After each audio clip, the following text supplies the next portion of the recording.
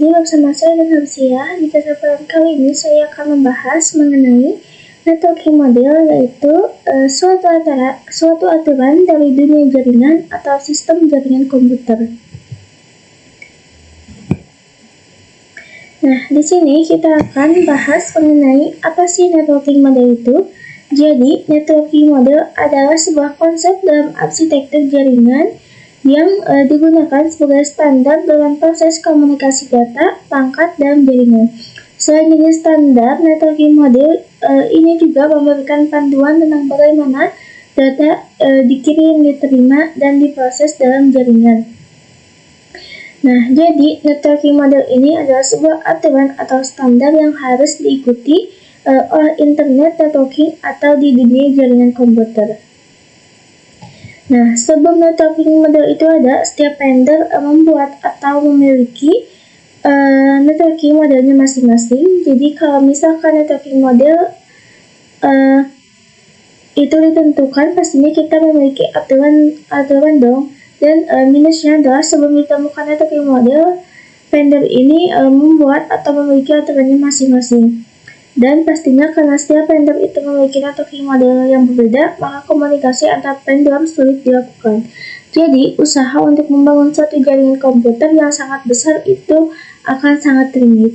Oleh karena itu, permasalahan tadi setiap vendor itu memiliki aturannya masing-masing. Jadi, karena kita ingin bergabung atau ingin menghubungkan vendor kita dengan vendor teman atau perusahaan yang lain, maka itu akan cukup rumit karena kita harus mengikuti standar ataupun aturan yang ada di perusahaan lain. Sedangkan di perusahaan kita sudah memiliki aturannya sendiri. Jadi ketika setiap vendor memiliki aturan yang berbeda, maka akan sulit untuk kita mengkolaborasikan karena tadi aturannya berbeda. Maka dari itu dibuatlah sebuah standar atau spesifikasi oleh ISO. ISO itu seperti organisasi, jadi The International Organization for Standardization pada tahun 1984, itu dengan nama OSI.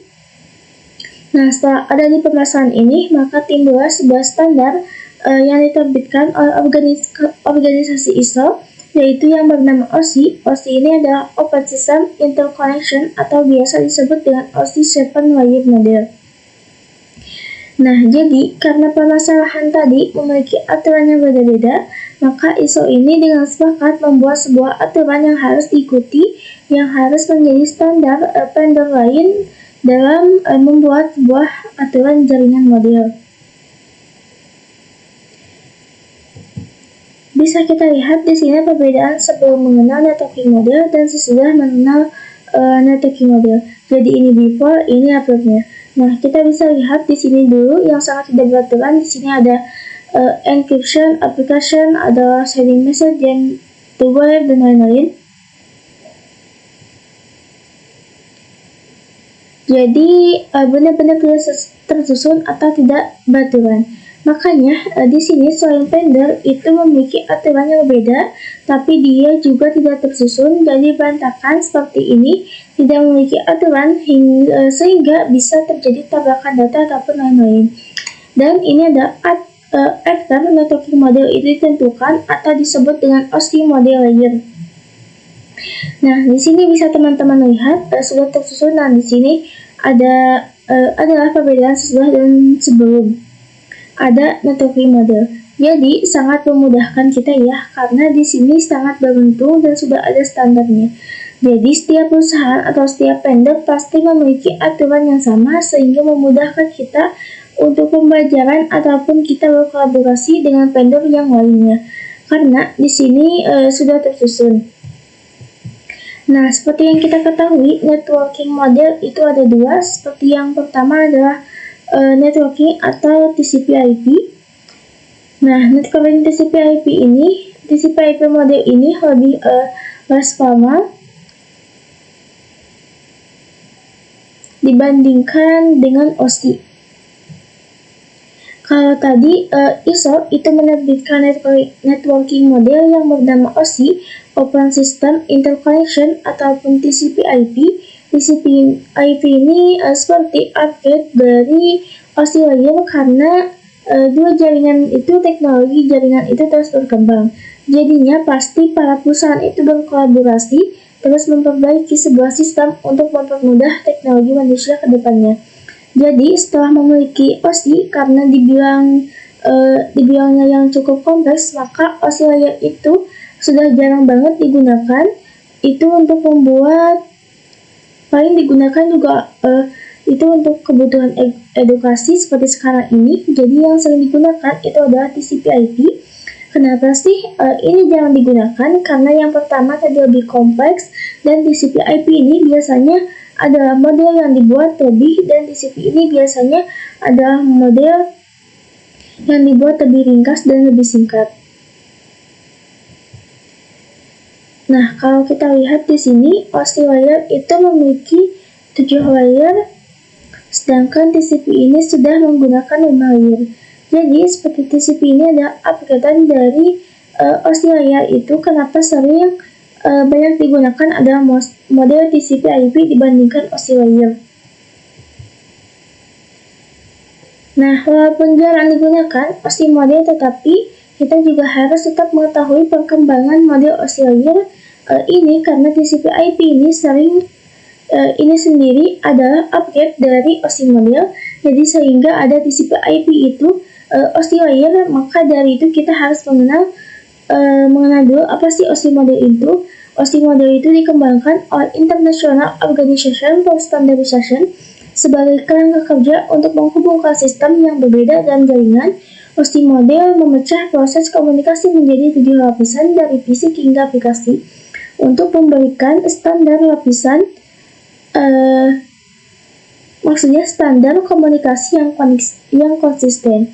Jadi balik lagi, karena tadi fungsi atau manfaat dari networking model itu untuk memberikan aturan untuk menstandarisasikan solusi komputer agar terpusat pada jaringan networking model, maka OSI model itu sendiri adalah berfungsi untuk menjadi standar yang digunakan dalam jaringan komputer.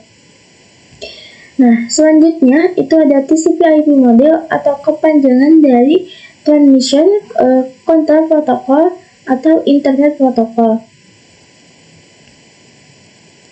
Ini adalah model yang hingga saat ini masih sering digunakan dalam perusahaan-perusahaan atau berbagai vendor. Jadi dibandingkan OSI model,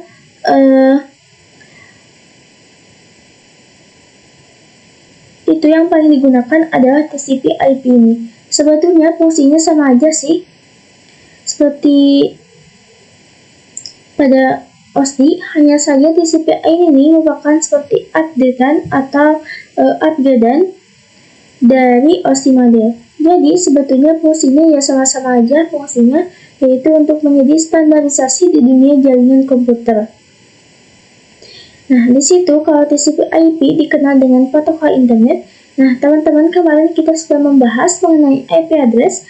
IP address itu adalah kepanjangan dari Internet Protocol. Nah, IP address itu adalah adalah salah satu layer yang ada pada TCP/IP ini. Nah, di sini pada TCP/IP ini merupakan dasar dari jaringan komputer internet dan didesain lebih sederhana dibandingkan dengan OSI model.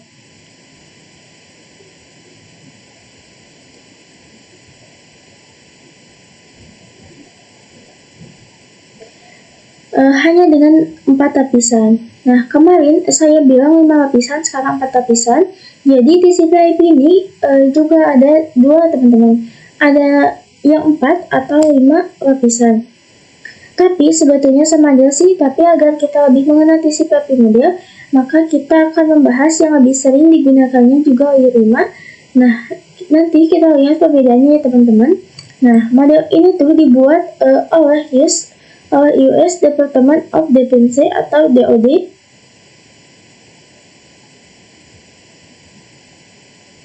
Model ini menggunakan fungsi beberapa lapisan OSI ke dalam satu lapisan yang lebih luas. Jadi kalau misalkan OSI model itu kan ada 7 lapisan secara rinci. Jadi TCP/IP ini tuh ringkasannya jadi kayak menggabungkan fungsi dari beberapa lapisan OSI ke dalam satu lapisan yang lebih luas.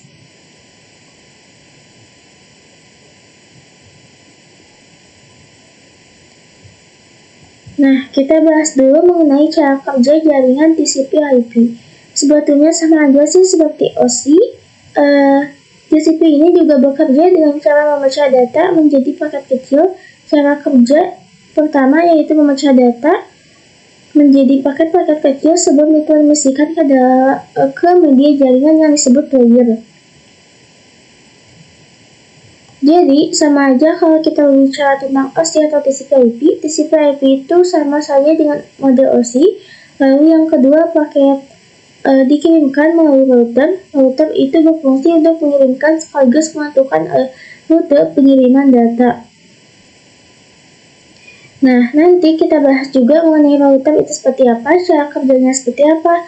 Jadi, di sini kita bahas secara garis besarnya, kalau router itu mengirimkan paket data sesuai dengan rutenya. Nah, setelah itu paket berhasil dikirim ke tujuan. Jika paket sudah berhasil dikirim ke tujuan, selanjutnya layer atau TCP/IP akan menjalankan tugasnya masing-masing, mulai dari penerjemahan sinyal menjadi data hingga akhirnya disusun menjadi sebuah file utuh. Nah, kalau kita lihat di sini ada pengirim dan juga penerima. Sebelum jadi paket data yang utuh oleh penerima, dia akan melalui beberapa tahapan dari networking model. Ini yang pertama, dia akan mengirim paket melalui router. Setelah dari router, dia akan dikirim ke penerima.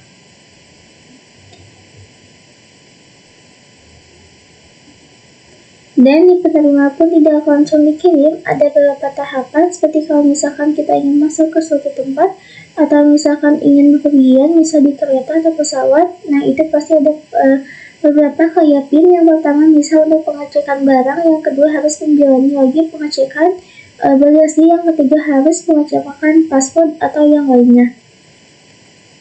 Hampir sama seperti itu teman-teman cara kerja dari jaringan TCP/IP ini adalah dia tidak menerima secara langsung, cara mentah-mentah gitu, gak asal menerima, tapi dia seperti memfilter atau mengetahui ini tuh apa yang dikirimkan, seperti apa, lalu bentuk datanya apa, dan beberapa lapisan-lapisan lainnya yang sesuai fungsi atau tidak.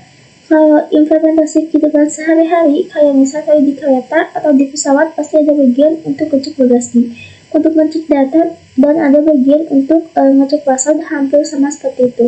Hanya saja bedanya dalam dunia jaringan atau TCP/IP itu istilah yang cukup asing, tapi mungkin nanti akan bahas mengenai lapisan-lapisan yang ada pada TCP/IP. Jadi apa sih yang akan diterima nanti, yang akan dilewati oleh paket sebelum nanti menjadi file utuh di penerima, nanti ada tahapannya. Nah, kita bisa lihat kalau misalkan TCP ini ada beberapa gabungan dari layer OSI menjadi satu. Nah, seperti yang saya bilang, juga terdapat 4 layer dan 5 layer. Sebenarnya sama aja ya teman-teman, tapi kebanyakan menggunakan 5 layer. Tapi untuk fungsinya kebanyakan sebetulnya sama aja. Nah, di sini kalau kita lihat perbandingannya antara OSI TCP layer 4 dan TCP layer 5. Nah, kalau misalkan si OSI itu ada 7 tahapannya, yaitu dimulai dari physical, data link, network, transport, session, person-person, dan juga application. Tapi kalau TCP/IP itu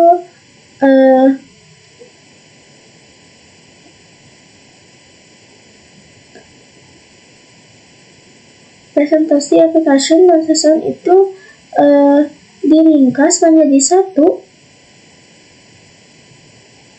Jadi hanya cukup di application aja. Begitupun transport tetap network menjadi internet, data link dan physical menjadi link.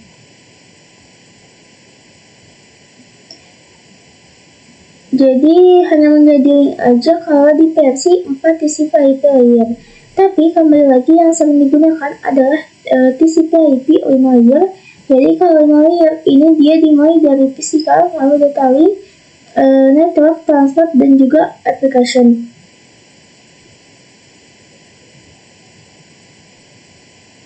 Jadi untuk 1, 2, 3, 4 itu sama saja kecuali yang TCP/IP 4 layer. Jadi sebetulnya OSI dari 1 sampai 4 dengan TCP/IP itu sama, yang membedakan hanya dari application, presentation, session, ini menjadi satu, jadi kalau tadinya kita harus melewati 7 tahapan, nah ketika menggunakan TCP/IP kita hanya cukup menjalani 4-5 tahapan aja. Jadi itulah TCP/IP dan OSI itu dari fungsi, manfaat, definisi sama aja.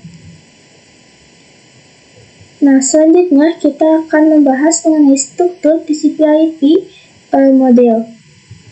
Nah, seperti yang kita ketahui bahwasanya TCP/IP itu memiliki 4-5 layer. Kita fokuskan 5 layer TCP/IP. TCP/IP ada physical, data link, network, dan juga application. Nah, yang pertama kita akan membahas yaitu application layer. Application ini merupakan gabungan dari application, presentation, dan juga session yang ada di OSI model layer. Jadi, application layer atau lapisan aplikasi di OSI model layer. Jadi, ini itu untuk apa sih? Jadi, application layer ini berfungsi untuk melayani interface untuk aplikasi atau perangkat lunak berkomunikasi melalui jaringan protokolnya seperti HTTP, FTP, SMTP, dan lainnya. Maksudnya itu apa sih? Nah, kalau teman-teman biasa browsing di Google atau di YouTube seperti ada URL, atau teman-teman di Google atau di YouTube cari aja youtube.com. Nah, itu merupakan communication atau implementasi dari TCP/IP application layer. Nah,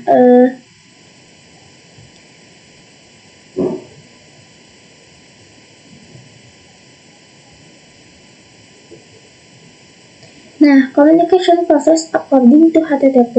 Jadi teman-teman bisa lihat di sini ada user, browser, dan juga web server. Ketika kita mengetikkan sebuah link atau URL, dia akan nyampe ke browser. Di browser itu adalah merupakan proses dari application layer ini, yaitu dia mentranslate URL into ini menjadi HTTP request. Nanti dia akan merequest, mentranslate URL ini menjadi sebuah HTTP request ke web server. Nah, web server ini adalah biasanya suatu definisi atau suatu bagian dalam dunia jaringan komputer. Dia itu mengatur domain ataupun mengatur server dan nama-nama lainnya yang nanti biasanya sering digunakan, seperti halnya Go.com. Dia tuh masuk ke browser lalu request ke HTTP yang jadi dicari yang mana Google tuh. Nah, setelah itu interpreting the request, loading request data file. Nah, di sini dia menyarikan sebuah informasi yang tadi kita cari. Nah, dari google.com lalu mentranslate ke URL untuk membuatkan HTTP request. Nah, setelah dibuatkan HTTP request, dia akan beralih ke web server, mengirimkan ke web server untuk request data file. Nah, setelah itu dia tahu, oh ini yang dia cari, lalu dia akan mengirimkan kembali status of sales and data of the website. Lalu direspon status kode ditambah plus webpage data. Ini status kode plus webpage data. Lalu rendering data to final webpage. Lalu setelah itu display ke webpage index HTML. Setelah itu baru di screen. Atau contohnya kita buka baru ya. Kita coba cari aja Cisco Academy. ciscoacademy.com gitu.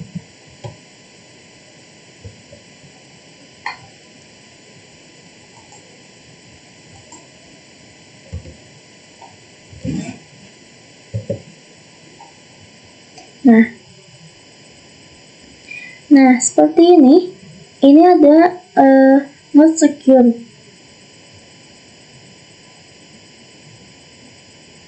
Jadi, ketika kita mengakses sebuah HTTP di browser, browser itu akan mengirimkan lagi HTTP web server.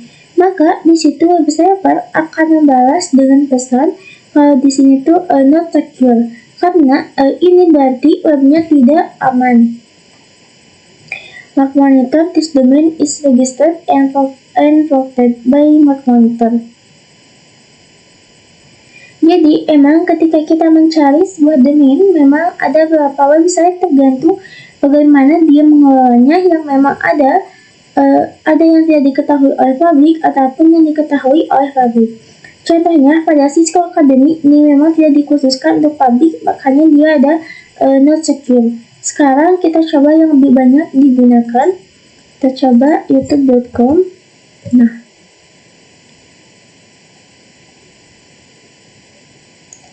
Nah, kita bisa lihat perbedaannya antara perusahaan yang memang langsung niatnya untuk mempublish. Jadi ketika kita search youtube.com, dia akan keluar YouTube.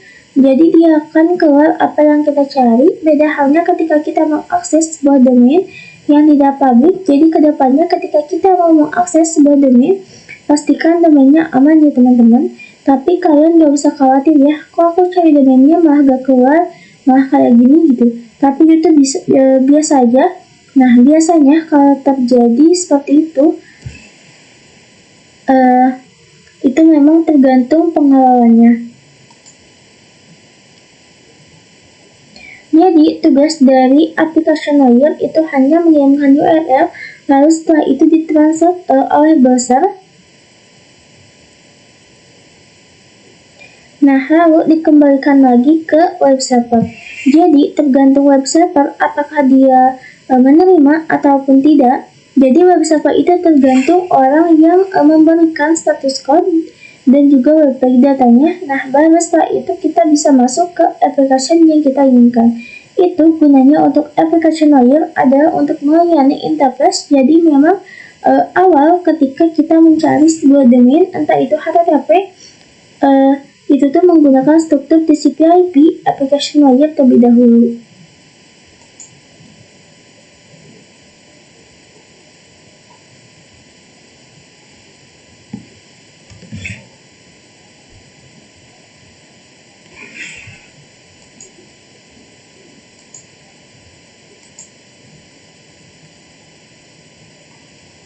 Bentar.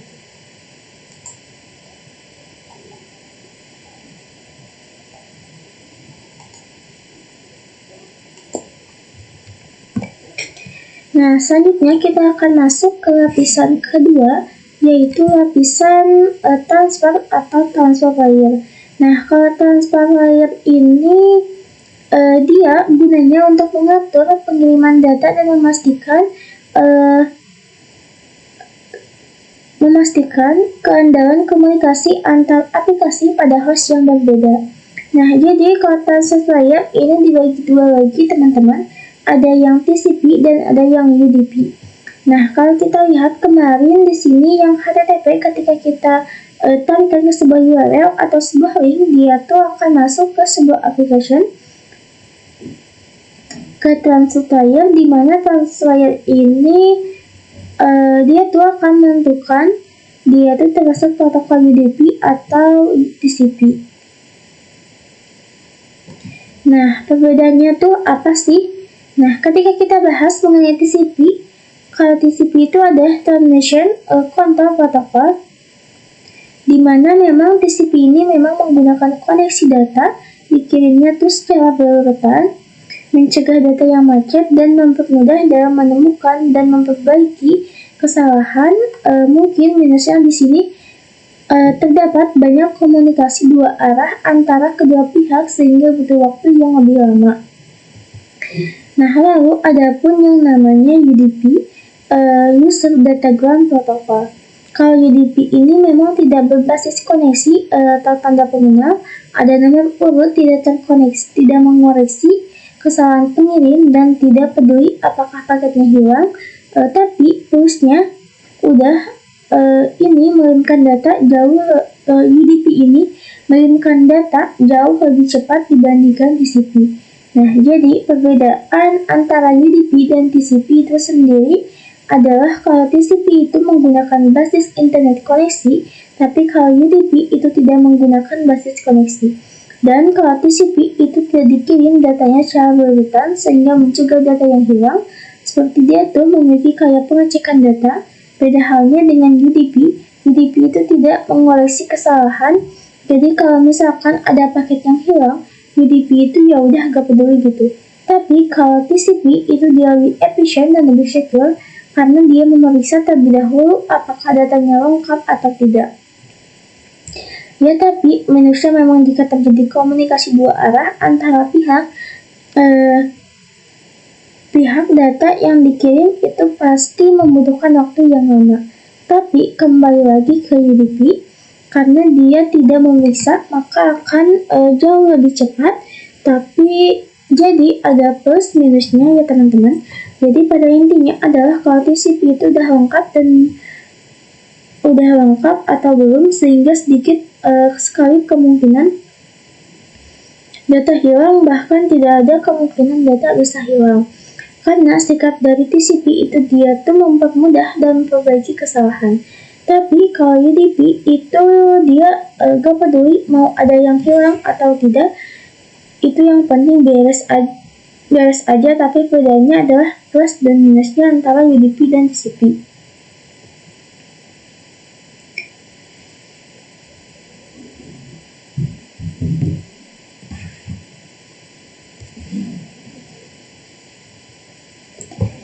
Nah, TCP/IP model itu berfokus pada fungsionalitas dan juga efisiensi dibandingkan dengan OSI model dengan fungsi utama yaitu menyediakan standar komunikasi dalam jaringan internet, mengurangi kompleksitas dengan menggabungkan beberapa lapisan OSI dan menyederhanakan protokol dengan hanya menggunakan 4 lapisan inti.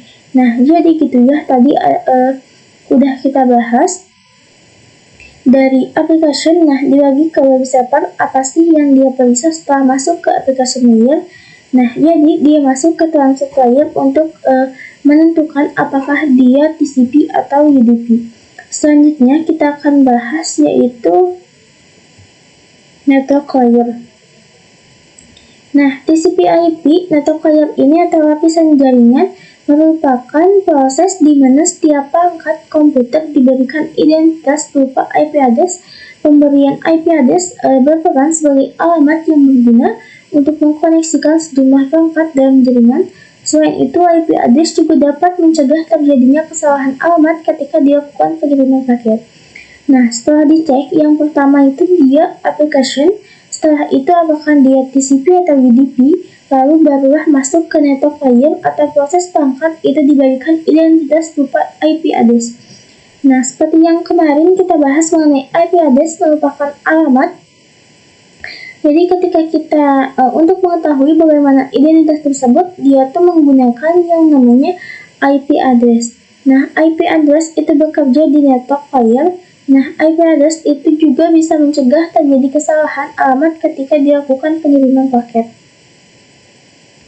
Nah, untuk network layer itu hanya terdapat satu aja, yaitu IP. Kalau di application itu terdapat beberapa protokol seperti HTTP, FTP, SMTP, lalu di transit ada TCP dan juga UDP. Maka di network layer itu hanya ada satu, yaitu IP address.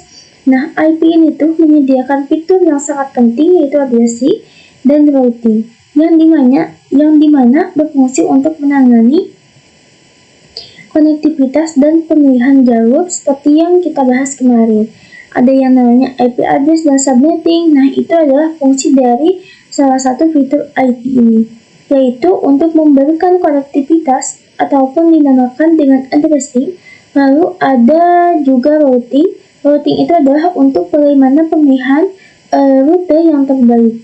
Jadi, IP itu bisa memiliki dua fungsi. Yang pertama untuk konektivitas atau kita memberikan identitas pada komputer, dan yang kedua pemilihan jalur rute yang tepat.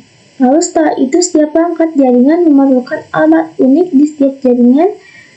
Gak kebayang dong kalau setiap komputer itu memiliki alamat yang sama, pasti akan terjadi tabrakan data atau pengiriman paket data yang salah. Karena banyak sekali yang menggunakan IP address itu hanya dengan alamat yang sama. Tapi beda halnya ketika kita mengkonfigurasikan IP address itu secara unik atau secara berbeda. pasti kita akan fokus dan tidak terjadi tabrakan data ataupun kesalahan pengiriman paket. Nah, untuk routing sama halnya bagaimana pemilihan jalur terbaik. Nah, kita akan coba implementasikan.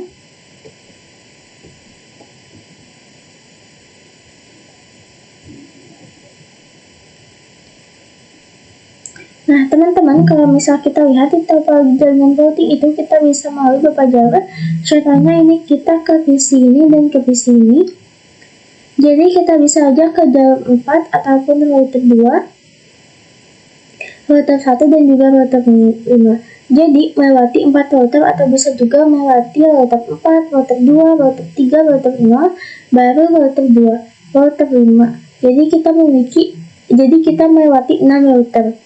Dan fungsinya dari routing di sini dia memiliki peran untuk menghubungkan komputer PC 0 dengan PC 7 dengan jalur yang tercepat. Jadi routing itu bisa menentukan jalur tercepat terbaik. Jadi dia bisa sampai ke paket atau ke komputer yang menjadi tujuannya. Nah, itulah fungsi dari network layer. Jadi sama halnya dengan misal teman-teman ingin pergi ke kota Bandung, nah lalu teman-teman search ke Google Maps. Nah, Google Maps itu akan memberikan rute atau jalur terbaik supaya kita bisa sampai dengan cepat dan tepat. Nah, jadi sama halnya dengan network layer.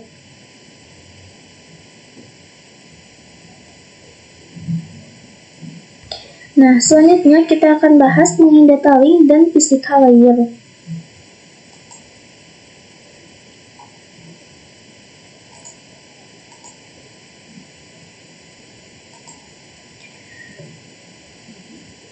Nah, di sini kalau teman-teman perhatikan pada TCP atau IP4 layer, nah kenapa sih data link dan physical itu disatukan? Karena dia tuh merupakan kesatuan yang saling bergantung satu sama lain.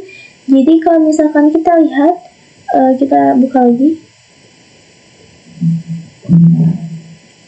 Data link physical dan data link itu adalah mendefinisikan protokol yang dibutuhkan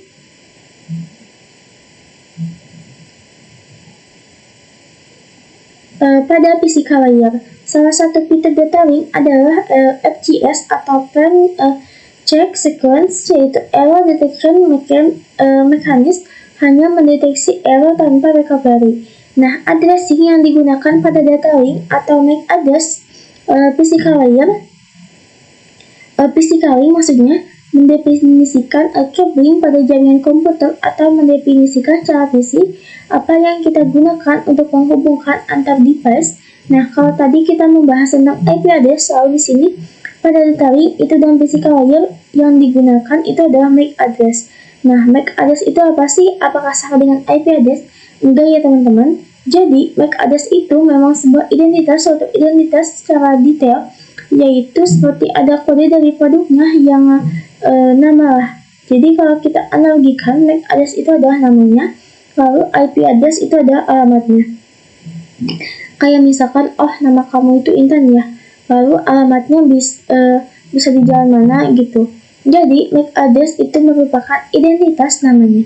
Lalu IP address merupakan alamat atau alamat tujuan dari MAC address. Lalu physical layer ini mendefinisikan cabling pada jaringan komputer, mendefinisikan secara fisik apa yang digunakan untuk menghubungkan antar device. Nah, namanya juga physical layer ya teman-teman.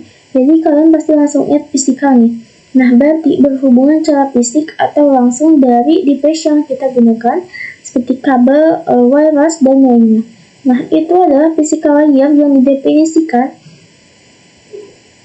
Nah, lalu di sini ada data link. Data link itu frame check sequence.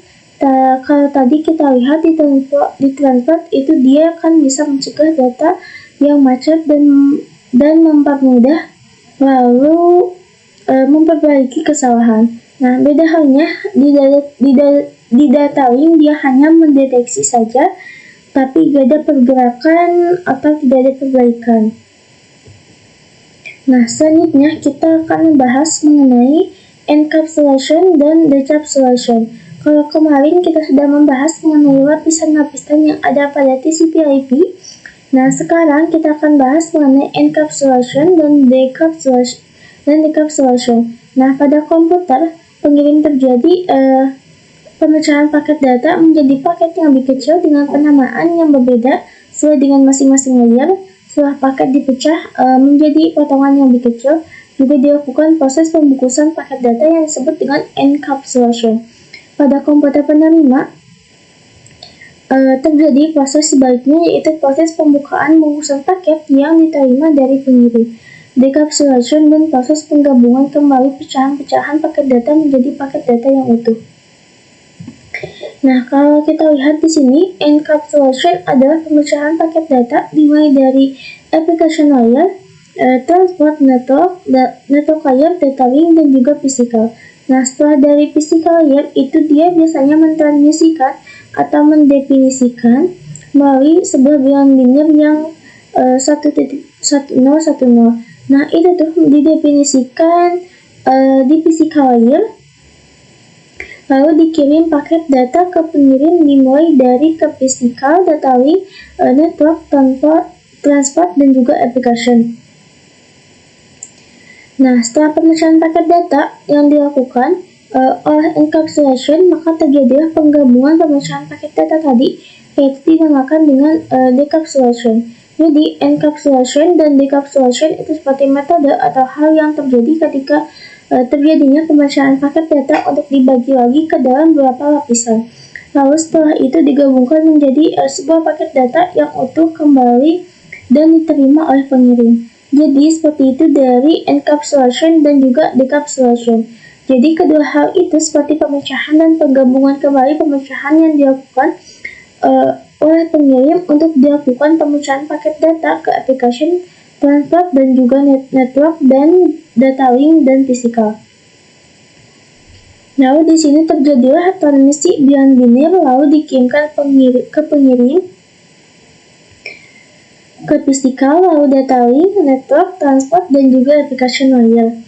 Setelah itu terjadilah penggabungan pemecahan paket data, decapsulation. Jadi ketika itu penggabungan kembali paket data menjadi satu paket data yang utuh.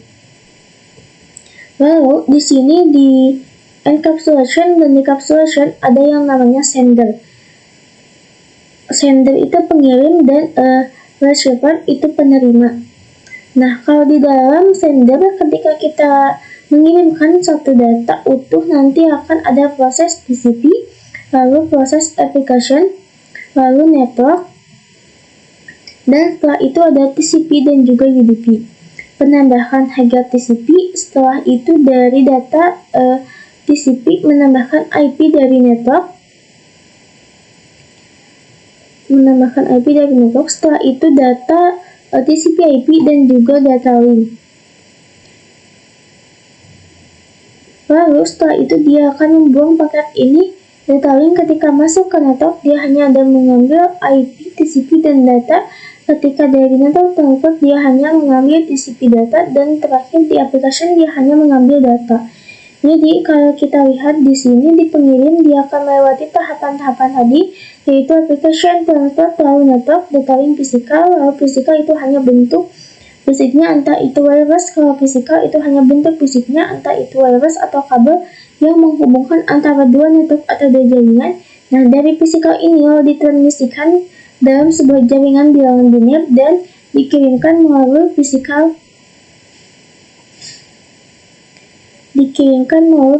data link, lalu ke network. Dia akan membuang header di transport, dia akan menerima TCP data.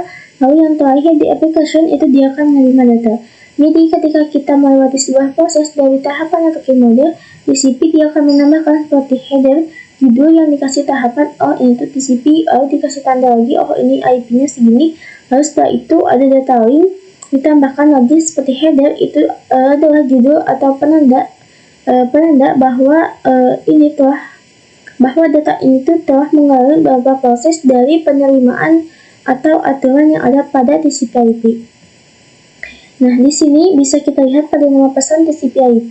Jadi pada TCP/IP itu memiliki sebuah nama dalam pengiriman pesannya. Yang pertama ada segmen, lalu yang kedua ada paket, yang ketiga ada frame. Segmen itu terdiri dari TCP dan data, paket itu IP dan data, lalu ada frame yaitu data. Jadi ya teman-teman, untuk segmen, paket, dan frame atau nama pesan pada TCP IP.